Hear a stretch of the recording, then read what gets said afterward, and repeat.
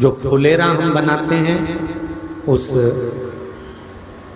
5 समय की पूजन होने के बाद जब सुबह ब्रह्म मुहूर्त में आप भगवान शंकर का विसर्जन करने के लिए जाएं,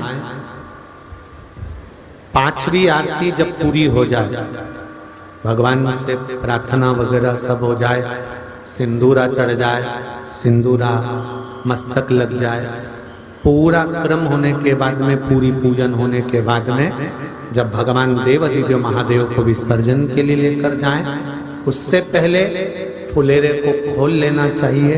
और फुलेरे के जितनी पत्ती फूल, इसमें ये जरूरी नहीं है कि कौन सी पत्ती लगाना है, कौन सा फूल लगाना है, जो फूल आपको मिल जाए। पर फुलेरे में अशोक वृक्ष की पत्ती, आम की पत्ती ये जरूर लगाना चाहिए। फुलेरे के ऊपर शमी की पत्ती नहीं लगाई जाएगी। शमी वृक्ष, अगर शमी वृक्ष की पत्ती आप भले भगवान शंकर को चढ़ाओ, मना नहीं, पर कोई विशेष कार्य के लिए ही शमी का प्रयोग किया गया। शंकर भगवान को यदि कोई बहुत रोग ग्रसित हो गया या बहुत तकलीफ में है तो शमी का पत्ता उसमें फुलेरे के अंतर्गत लगा सकते। महाराज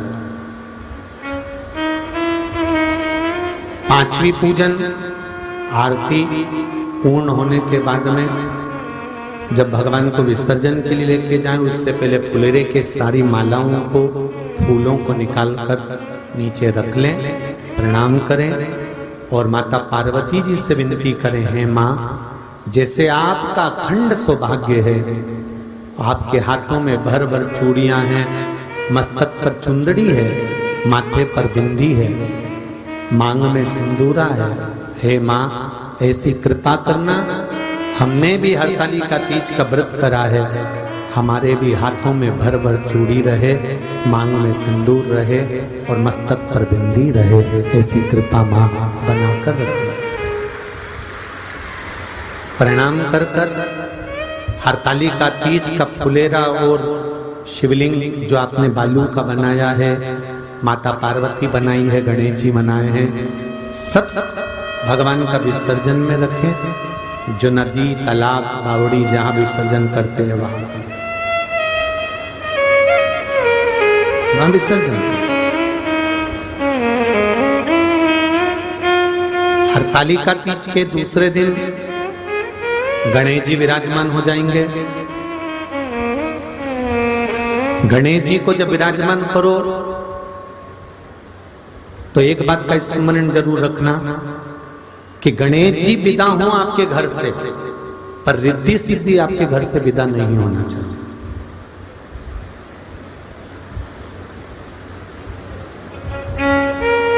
जहां गणेश जी बैठते हैं या तो उनके आसपास में दीवार पर 2 स्वस्तिक बना लो या 2 हल्दी कुंकू की बिंदी रख दो, एक इधर एक इधर।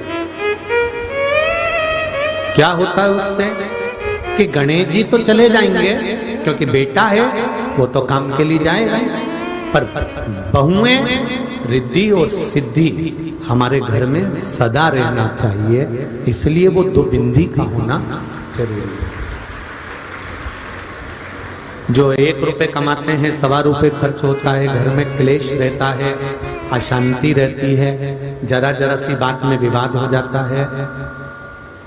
जरूर वो गणेश जी के साथ में रिद्धि सिद्धि को भी विदा कर देते होंगे, क्योंकि गणेश जी जाते हैं तो रिद्धि सिद्धि उनके साथ चले जाते हैं। रिद्धि सिद्धि को रोकने के लिए जिस दिन गणेश जी बैठते हैं उस दिन या तो दीवार पर 2 स्वस्तिक बनाए जाते हैं या 2 बिंदी कुंकू और हल्दी की रख दी जाती है, जिससे गणेश जी तो जाएं पर ये बिंदी के रूप में रिद्धि सिद्धि हमारे घर में पूरे वर्ष विराजमान रह जाए।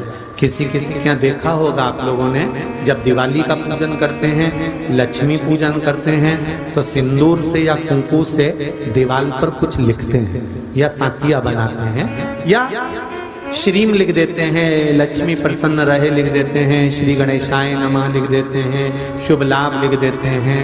उसका कारण क्या है?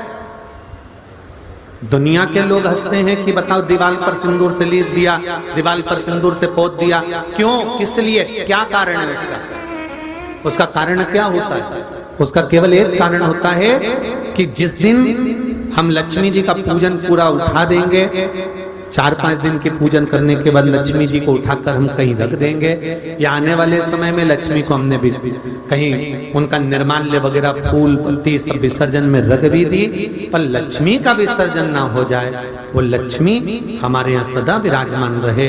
इसलिए जिस दिन पूजन करते हैं तो सिंदूर या कुंकू से लक्ष्मी की पूजन वाले दिन भी हम सातिया बना देते हैं, जिससे माँ हमारे घर में पूरे वर्ष भर बनी रहे। ये पूजन के नियम है।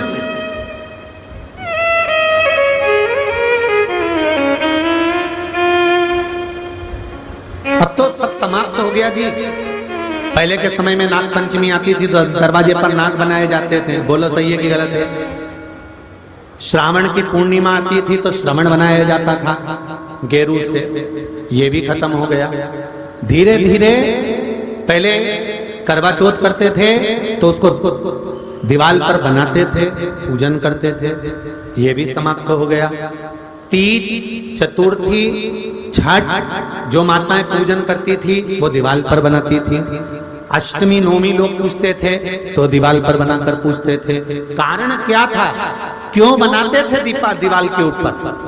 क्यों बनाते थे? क्यों इतना समय लगाती थी माताएं रुई पे पहले बाती लपेटकर फिर उसको धीरे धीरे धीरे धीरे बनाया करती थी? उसका कारण क्या होता था कि साल भर हमने जिसकी आराधना करी है वो माता हमारे यहाँ साल भर विराजमान रहे। भले वो चली गई पर उसका आशीर्वाद इस घर में सदा बना, वर्ष भर रहे। अब दुनिया के लोग हंसने लगे आप लोगों पर, मम्मी क्यों नाटक कर रही हो? रहने दो, तुम तो बना बनाया ले आएंगे।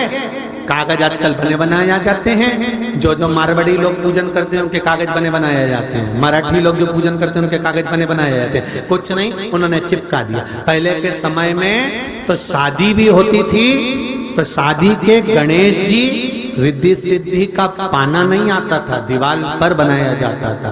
आजकल उसका भी पाना आ गया, चिपका देते हैं, पूजन करी चल खत्म। टेम्परेरी काम चालू हो गया। भगवान ने भी कह दिया तुम भी टेम्परेरी तो हम भी टेम्परेरी, तुम चिंता मत करो, तुम्हारी मर्जी पड़े जैसा। कुछ नियम है हमारे सनातन धर्म के अंतर्गत, उसका पालन करना चाहिए।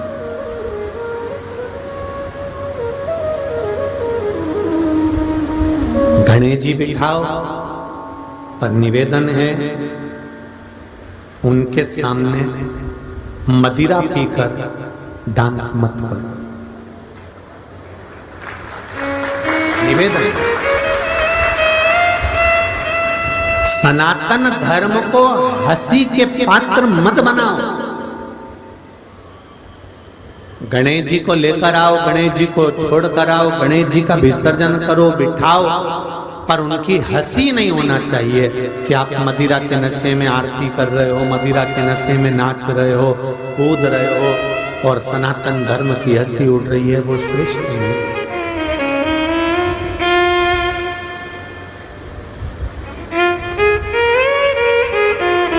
हमारे देवता जिनका हम पूजन करें उनके प्रति हमारा विश्वास दृढ़ होना चाहिए।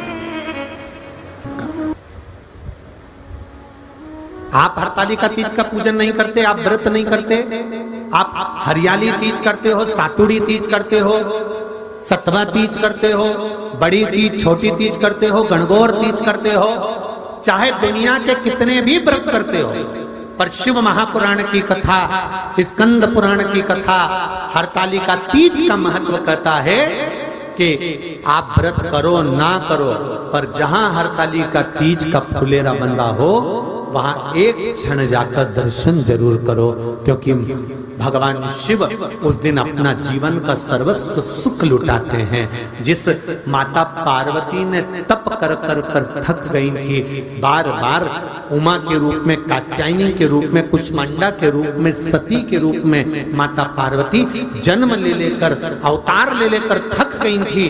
अब पार्वती मैया को दूसरा अवतार नहीं चाहिए था। तो पार्वती जी ने कहा कि ऐसा कोई व्रत मुझे मिल जाए, वो हरतालिका तीज का मिला। उसके बाद पार्वती के ना तो कभी प्राण छूटे और ना पार्वती कभी गई, अजर और अमर बनकर शंकर के साथ पार्वती विराजमान। अखंडता माता पार्वती की, चूड़े की, चूड़ी की, सिंदूर की रहे, अखंडता।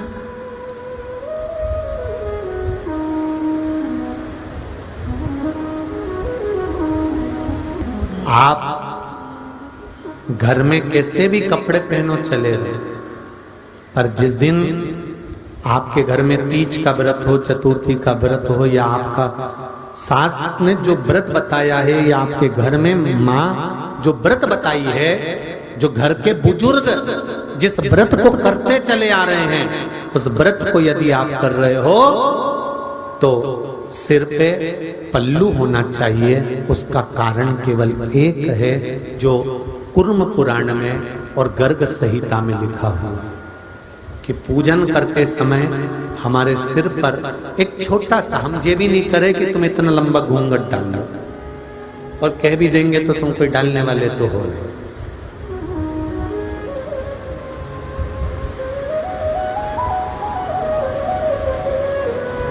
कुर्म पुराण,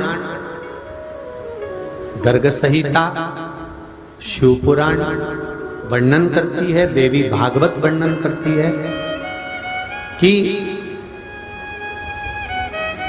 अपने पूर्वजों की पूजन में, पितरों की पूजन में, कुल देवी की पूजन में, कुल देवता की पूजन में, घर के जो विधान की पूजन है, जो हमारे यहाँ चलती चली आ रही है, उस पूजन में जिस नारी के मस्तक पर अगर कोई वस्त्र पड़ा हुआ होता है, कोई पल्लू धरा हुआ होता है, भले वो घर पर सूट पहनती हो, जो मर्जी पड़े वो पहनती हो, पर पूजन के समय पर जो अपने घर की रीत की पूजन है, उस पूजन के समय पर अगर उसके सिर पर एक छोटा सा वस्त्र भी, एक पल्लू भी अगर उसके मस्तक पर होता है, तो शिव महापुराण की कथा कहती है वो नारी को जीवन में कभी दुख नहीं झेलना पड़ता है, सारे दुख से पार कर जाता है।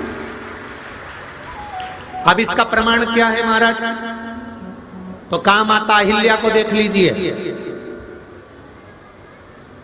जनाबाई को देख लीजिए, मुक्ताबाई को देख लीजिए, कर्माबाई को देख लीजिए, मीराबाई को देख लीजिए। केवल एक सिर पर पल्लू था, केवल एक सिर पर एक वस्त्र का टुकड़ा था, और उस वस्त्र के टुकड़े ने जहर का प्याला भी आया तो वो टुकड़ा नहीं था, कृष्ण का आशीर्वाद सिर पर बना हुआ था, वो टुकड़ा नहीं था। आप अपने घर में कैसे भी रहते होगे, कैसे भी कपड़े पहनते होगे, कैसे भी सूट पहनते होगे, आप दुपट्टा लेते होगे, सूट पहनते होगे, आप जो पहनो मना नहीं है, पर जिस समय हमारे घर में पितरों की पूजन हो, कुल देवी देवता की पूजन हो, या कोई एक क्रम पूजन का चला आ रहा है, उस पूजन में सिर पर छोटा सा भी एक क्षण के लिए पल्लू रखा जाए, एक क्षण के लिए, ज्यादा भी नहीं, थोड़ा ही रखा जाए, तो समझ लो कि जीवन में कहीं अगर दुख आकर खड़ा भी हो गया तो उससे निपटा जा सकता है। कोई दूसरा नहीं, घर की नारी ही निपट सकती।